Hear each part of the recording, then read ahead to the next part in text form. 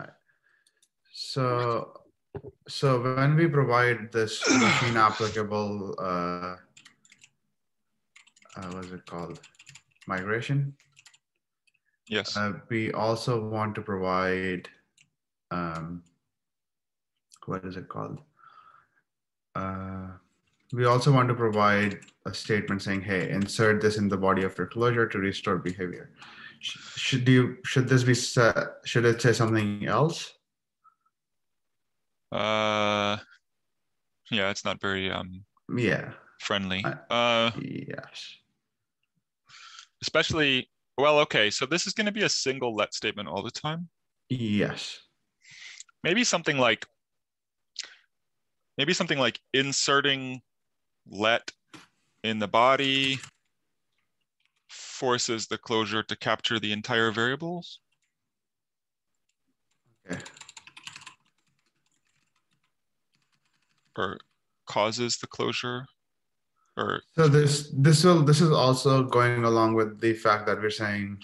Yeah, I don't think we should say to restore behavior. I think we should say okay. Forces the closure, or maybe force. I'm trying to think how to phrase this. Yeah, it was kind of interesting. I would say inserting no in the body causes. Okay, one thing that's annoying me is we don't know if it's one variable or more than one variable. We can just do this I know, thing, I hate that. Okay. Yeah, I know you're probably right. We should do it. I would be grumpy. Let's assume it's one variable for a second. Because if it's one variable, you could say inserting let underscore equals ampersand x in the body causes x to be captured in its entirety or something. We can just do a let and be like, hold on.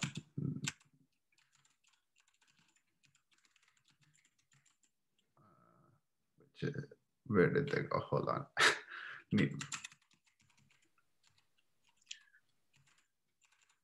can just work around them.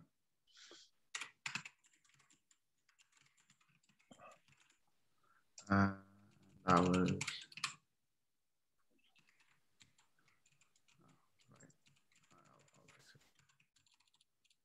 Okay, so inserting this in the body forces. I was saying causes the variable x, or whatever variable it is, to be captured in its entirety, or causes the closure to capture x. No, so I mean, let's think. I wrote in its entirety, but I'm trying to imagine what we expect the user to know. And one other option would be to say, I don't know how hard this would be, but do we know the path that is getting captured instead? We can find them out. It's not hard. In the case of a single variable, you could say causes x to be captured and not x.y.z. That seems like too much work though. Also, it is possible that they might be capturing like x.y.z, x.y.w. Yeah, exactly. I would just say causes the variable x to be captured in its entirety. It's very long. It's very wordy. Yes. It's probably too long. Okay, we don't need inserting at all. Let's get rid of the word inserting. So should I say in the closure body? Or I was just gonna say. Or just remove that the whole thing. I was thinking of removing the whole thing because I think we want it to be short. Okay. It's kind of obvious where it's inserted, right? Okay, and that will be migration text.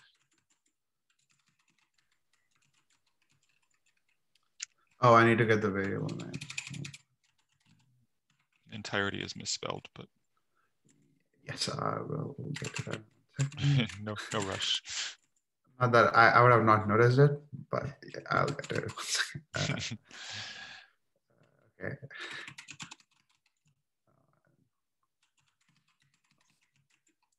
Okay. We can go over this, and I can just.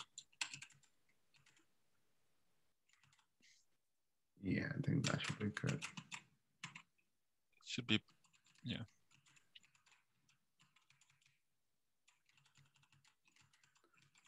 I'm hoping that's the correct spelling. That looks correct. Bad spelling. Oh, that needs to be this. Otherwise.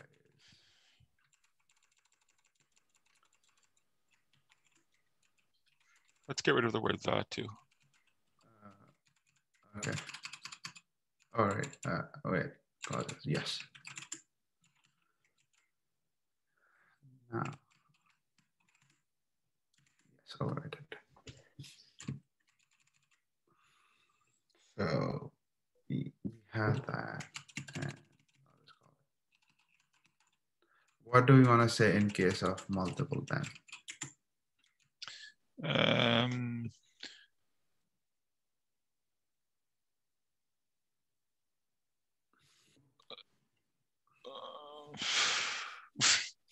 Let causes. Causes the variables to be captured, like. Yeah.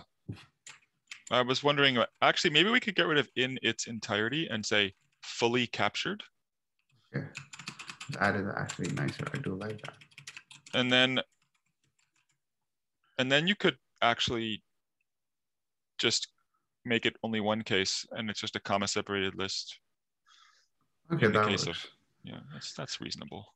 The only one thing I have a little sort of, I don't know. Basically, the issue I'm having in my head is like, we do not relate the fact that drop order and closures being completely captured are related. I feel like we would. Yeah, it's drop order isn't really the right phrase, right? Because I mean, it is drop order, but what we're really saying is the closure no longer captures those things. I feel like this, yes, this might benefit from one of those error codes that have a proper page explaining what's going on. Well, don't forget that there's going to be an addition migration guide too. Okay, fair enough. So maybe we can find some way to link to that. Fair give enough. A more full explanation. Okay, so we could add a note like see the addition migration guide for more details. Actually, that's a really good idea. We should do that. So we have, okay, we are doing variable names now.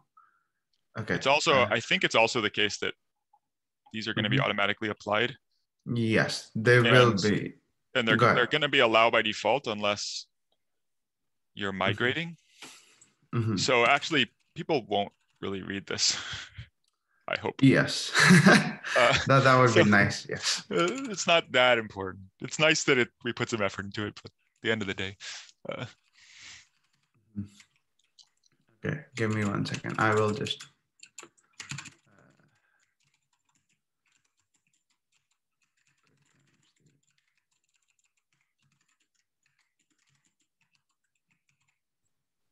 It's pretty cool that this. I don't know. I was all scared about migration. Does it? But we're not handling the auto trace case yet, right? No, like this worked out far more. I'll write out a little bit, and I can finish this after the meeting. We don't have to be here. Yeah, but I'll show you what this looks like for what I had before. It basically pretty nicely does this. And let me just set the file type too.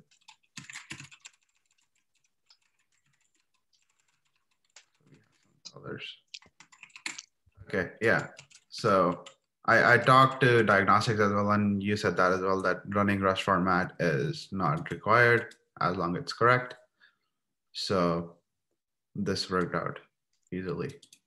Like, no need to deal with cases. It was just pretty smooth. Nice. Yeah. Yeah. The only thing is you're always inserting the extra braces now? I am, yes. Even though sometimes they're not really needed. I'm assuming if we run Rust format on this, it will go away. We can test that out quickly. Yeah, I'm not sure if that's true. It would. I think it should handle. It may not remove the extra braces. It may. I don't know. Let's see. It'd be nice if it would.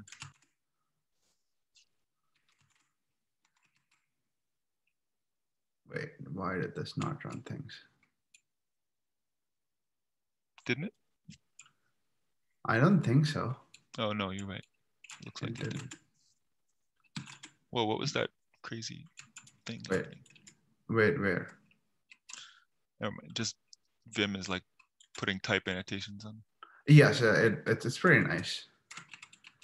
It's pretty useful, at least I find it. When I build with Rust Analyzer, it's like always popping stuff all over my screen, which is really cool. Except then I don't know. Sometimes I click on it and I can't, or like I'm about to type and stuff starts to move because type annotations are changing. Wait, I literally built this like before this. Why did it stop working? Okay, I'll look into this. This was working very nicely yesterday.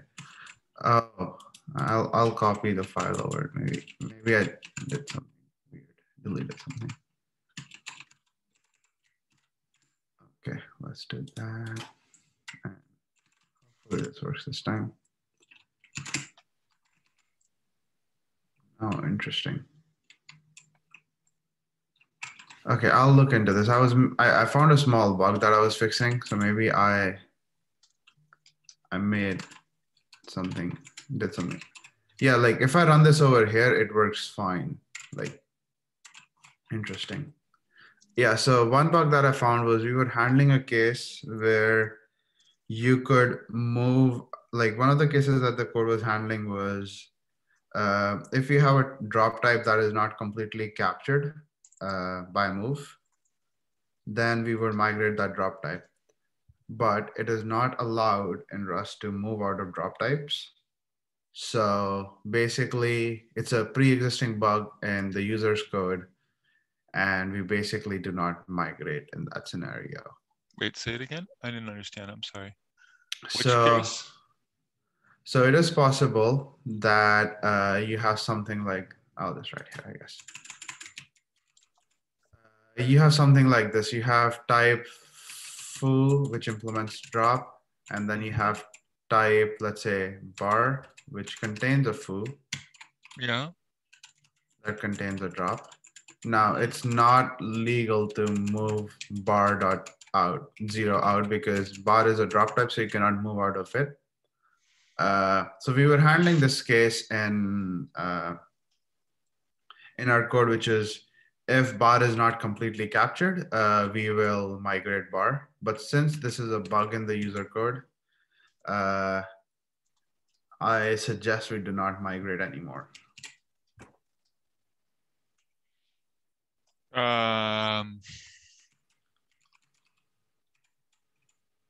So something like basically this, let's say. Yeah, that's fine. I mean, it's not going to compile one way or the other, right? Yeah. Yeah, it's fine. So I think we probably should not migrate in this situation, and I don't know. Because the fix for this would be the user does not move out of bar, which will make bar completely captured. And therefore it will work out nicely. Yeah. Okay.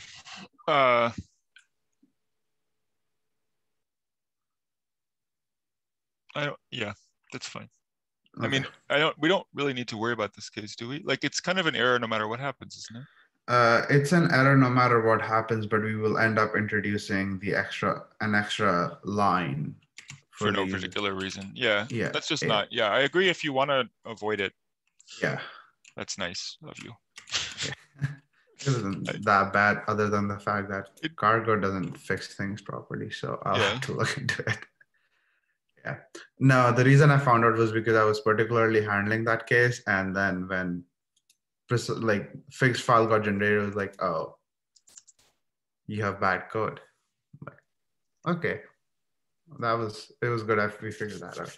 Yeah. I think status update wise, Roxanne said she's going to start working with Jenny and Logan to kick off auto trades this week. I might be, wait, is Roxanne? Okay, Roxanne's still on call. Okay. Yeah, I'm going to start at some point this week. Just we have a lot of things to do this week, but we're going to try to get started on it.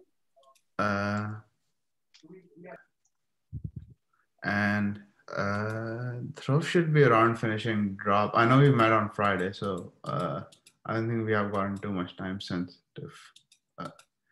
get back on Rust, but he's been telling me that he's gonna go finish it in a day or two. So we should have that. And I might just work with Chris and like help and quickly finish off diagnostics. And I think that's about what's left. Cool. Okay. Yeah. So, at that point, the only thing we got to do is run this crater run, huh? After that, I think crater run will be our main focus. Why don't we ping? I think we should open the conversation about how we're going to do that. Maybe ping Simulacrum on Zulip. Who? I'll do it if you want. Simulacrum or Pietro. I am. Oh, I know the second one, I think. Yes. He's the infrastructure and like core team person, guru. Right? Yeah, if you think Pietro Albini, he may. But I think it was Mark who had ideas for how to do that also. So there's, I think, a conversation somewhere on one of the issues. Well, I'll find it. If I find it, I'll share it. Yeah. Oh, that's right. Maybe it was on GitHub. We talked about it.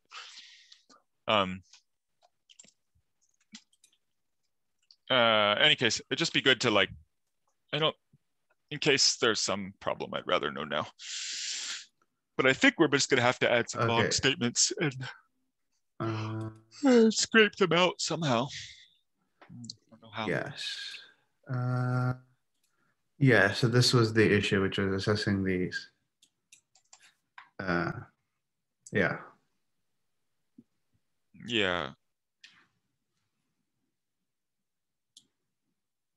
Okay.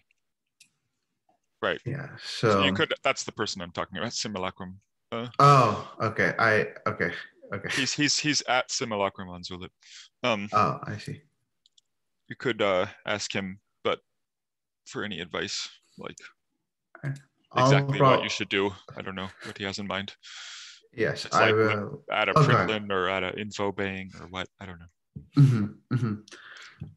I'll probably get into this next week or so. I think this is like the efficiency assessment, so I think we have some time for it. But I would like to finish some of the open issues first before we go into. Yeah, I agree. We have time. We go crater run. Cool. All right. So yes, we basically are going to so the diagnostics is just going to be variable names are fully captured, and that's about it.